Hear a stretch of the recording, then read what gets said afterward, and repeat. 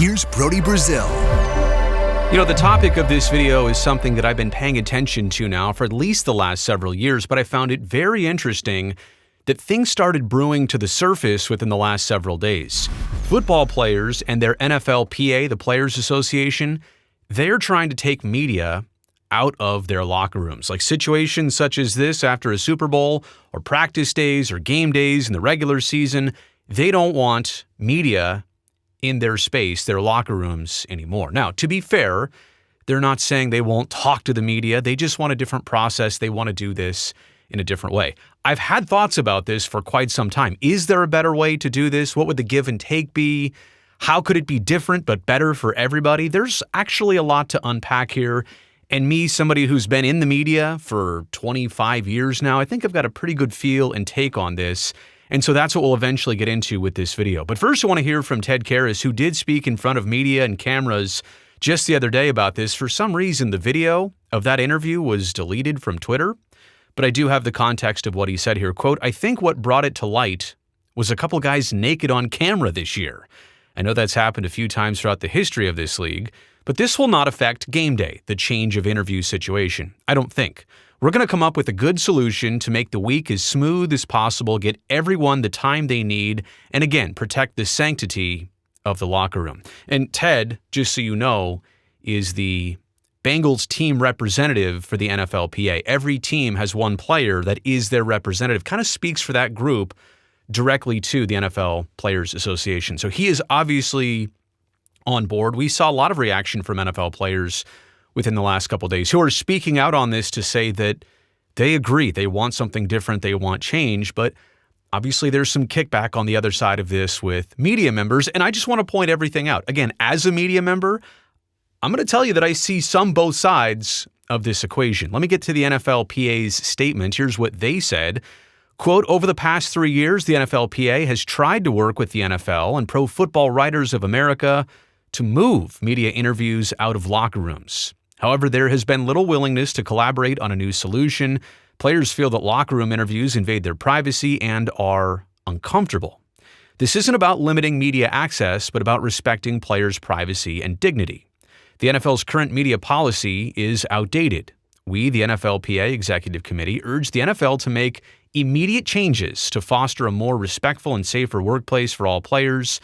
In the meantime, we encourage each player to ask for interviews outside the locker room during the week." So they're telling you right there that players are already being encouraged to say, you know what, I would rather not do this here. Let's move this outside. I also find it interesting why this is coming up between, week 4 and 5 of the NFL's regular season. Why wasn't this addressed July, August, September? I mean, we're in October. Why in the middle of a season are we getting to this? It just seems like something that could have been addressed and remedied at a different time. Or maybe it just took everybody getting back together again and this process happening again for some things to start being talked about, discussed, and changed. Okay, usually I do takeaways in a video like this, but I'm going to take it from a different approach this time around. And my theme will be, if I'm being honest.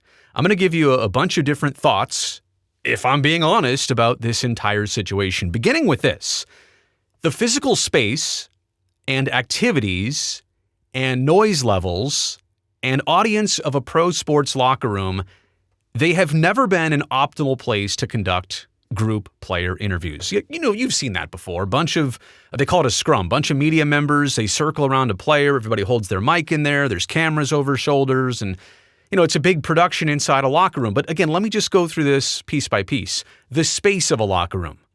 Like, lockers are 4 feet wide, and then you're trying to cram 20 people around one person, and then the locker mates of the person getting interviewed, they're uncomfortable, like, whoa, everybody's all in my space all of a sudden. And that media scrum, it moves around like a herd of cattle, and it's sometimes quick and sometimes it's a little bullish. And I've been part of it. I'm not saying that I'm not part of this. I have been in my time part of that. But the space of a locker room has never been perfect. The activities of a locker room, like people changing and being naked or doing whatever they do that they want at a private moment, like at a sports stadium or a practice facility. There are other places that are totally off limits to the media. Players can go to those other spaces, but I mean, this is where all their stuff is, their equipment, their uniform. And so the activities of a locker room just, again, aren't conducive for optimal interviews in a media session. The noise levels. Sometimes the stereo system is cranked all the way to 14 and you can't even hear. You're like, what? I can't even hear what this person is saying because, the latest popular track is in the background and the bass is thumping so hard you can't even hear what the person is saying. And that's fine. That's their locker room. That's their space. Again, it's just never been an optimal place to do an interview, like a proper Q&A session. And then again, the audience of a locker room situation. So let's pretend I'm the running back and the quarterback is 2 stalls down, or I'm a receiver. How about that? And they ask me, what happened on that one catch that you dropped? Did you drop it or was it misthrown? And you look over to your quarterback and it's like, well, I don't want to trash talk my buddy like 5 feet away. He can hear me while this is happening. Again, it's the audience of a locker room. So all those things, like I know that was one sentence and one little paragraph there, but there's a lot to unpack just from that. If I'm being honest, locker rooms have never been an optimal place to actually do like proper interviews.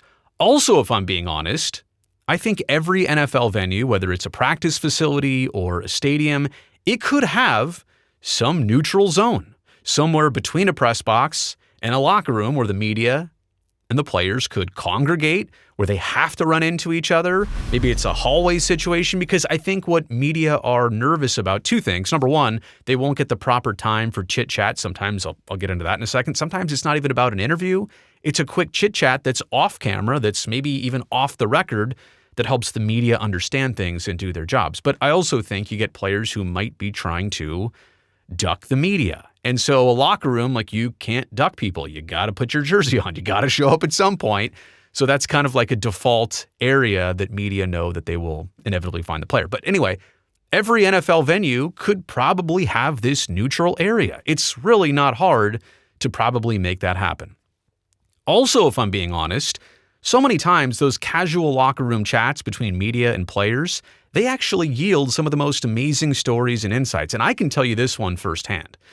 It's not about the formal interview. Hey, can I ask you 5 questions and put the mic in front of you? Sometimes it's like, hey, that play that happened the other night, what was your perspective on it? Like, whether they were involved in it or not. Or, hey, did you go to college with this other person? And you guys are connected, or there is some backstory there. Sometimes it's all of those little intricate details while a player is, just putting a shirt on or adjusting their cleats, or you name it, putting on skates, whatever the situation might be. That's a quick time for a casual chat. They don't need to stop what they're doing. Little back and forth, and you get what you need. And sometimes that is the foundation of understanding things better. It's that time. It's that 60 seconds, 180 seconds, whatever it is, quick back and forth, that produces some of the best material that media do. So if you take away the locker room situation, you're also taking away that. Okay, also, if I'm being honest here, some athletes, they already duck the media in these locker room situations. And imagine if teams started to not make certain players available, like they would have to bring out athlete X or whoever to come do the interview that everybody requested. But all of a sudden, teams like, well, that person left, and sorry, can we do it tomorrow? Can we do it 5 days from now? What if the teams start overprotecting their players, and the players who said, yeah, we'll do the interview still, we'll just do them outside, and the player doesn't show up?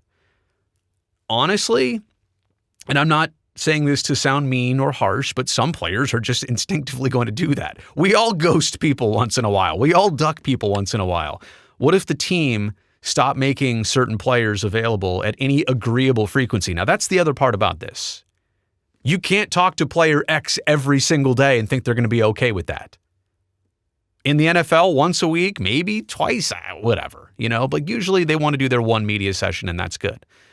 But my point is, the frequency doesn't have to be all the time, but the frequency also can't be none of the time, and especially if there is a time-sensitive nature of the media request. So the agreeable frequency, like, how does that back and forth go? Who's going to try and duck the media in this situation? It's always a question.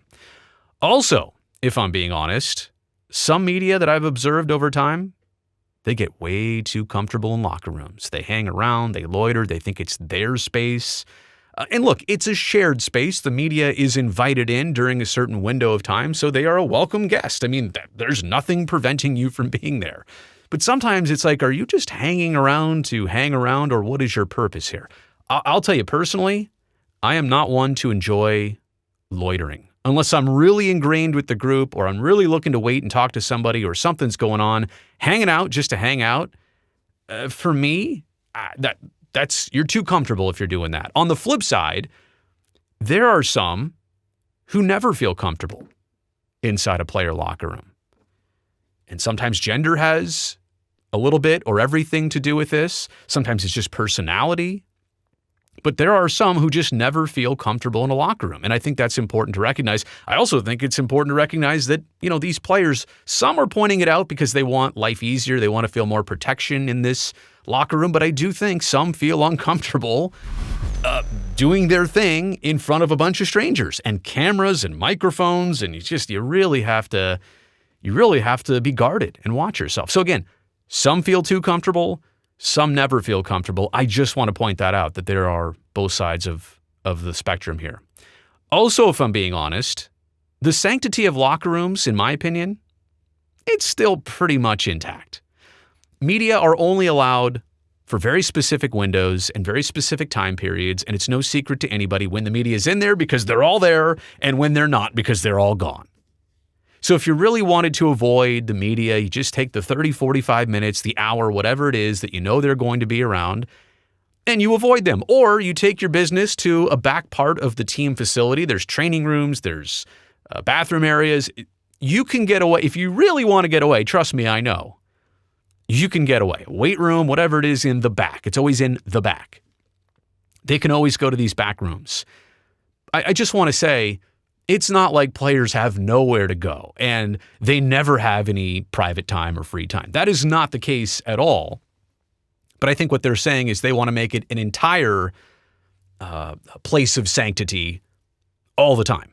They don't want anybody that's not a team official in there. I think that's what they're trying to do here. It's not that the sanctity has entirely gone away. It's that they want to have it full time.